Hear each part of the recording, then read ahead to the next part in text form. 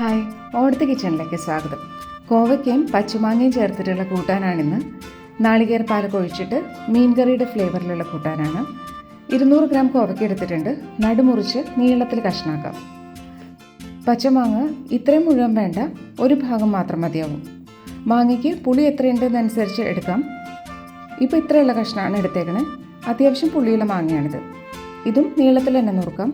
മാങ്ങയുടെ തൊലിക്ക് പ്രത്യേകിച്ച് അധികം കയ്പൊന്നുമില്ല, അതുകൊണ്ട് തൊലിയോടെ തന്നെ നുറുക്കിയെടുക്കാം. കോവയ്ക്കും മാങ്ങയും ഒരുമിച്ച് ഇട്ടിട്ട് തന്നെയാണ് നമ്മൾ കൂട്ടാനുണ്ടാക്കണേ.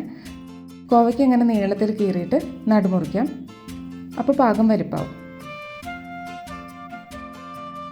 ഇപ്പോൾ രണ്ടും നുറുക്കിയിട്ടുണ്ട്. കോവയ്ക്ക് ഇത്രയും വലുപ്പത്തിലും മാങ്ങ ഇങ്ങനെ നുറുക്കി വെച്ചു. മൺചട്ടിയിലേക്ക് 2 ടേബിൾ സ്പൂൺ വെളിച്ചെണ്ണ ഒഴിക്കാം. 2 ഇഞ്ച് വലുപ്പത്തിൽ ഇഞ്ചി നീളത്തിൽ നുറുക്കിയതാണ്. പച്ചമണം മാറണം.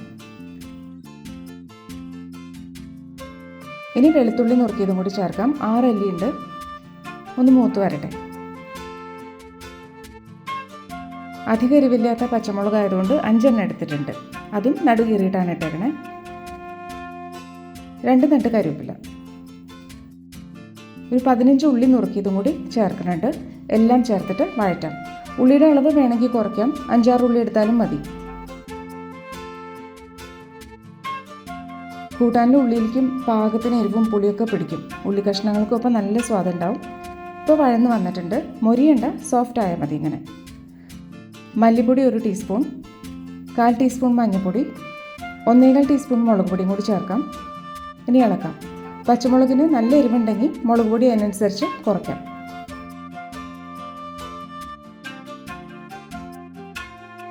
ഇനി നാളികേരത്തിൻ്റെ 2ാം പാൽ ഒഴിക്കാം. ചെറിയൊരു നാളികേരം എടുത്തിട്ടുണ്ട്, അതിൻ്റെ 2ാം പാലാണിത്. ഇത് നല്ലോണം തിളയ്ക്കണം. ഇപ്പോൾ തിളച്ചിട്ടുണ്ട്. ഇനി കോവയ്ക്ക ചേർക്കാം.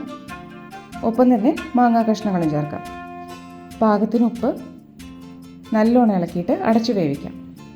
മീഡിയം ഫ്ലെയിമിൽ മതി.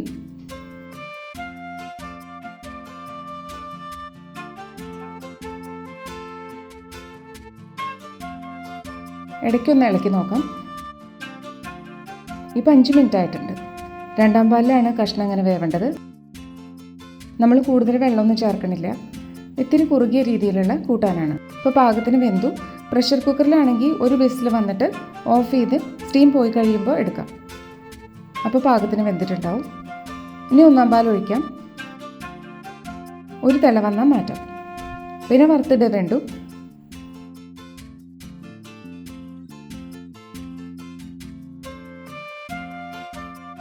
ഇതെല്ലാം എടുത്തിപ്പോൾ തിളച്ചിട്ടുണ്ട്. ഒന്ന് ഇളക്കിയിട്ട് മാറ്റി വയ്ക്കാം. 1 ടേബിൾ സ്പൂൺ വെളിച്ചെണ്ണ, 4 ഉള്ളി നുറുക്കിയത്, 4 ചുവന്ന മുളക് കഷ്ണാക്കിയത്, 2 തണ്ട് കറിവേപ്പില.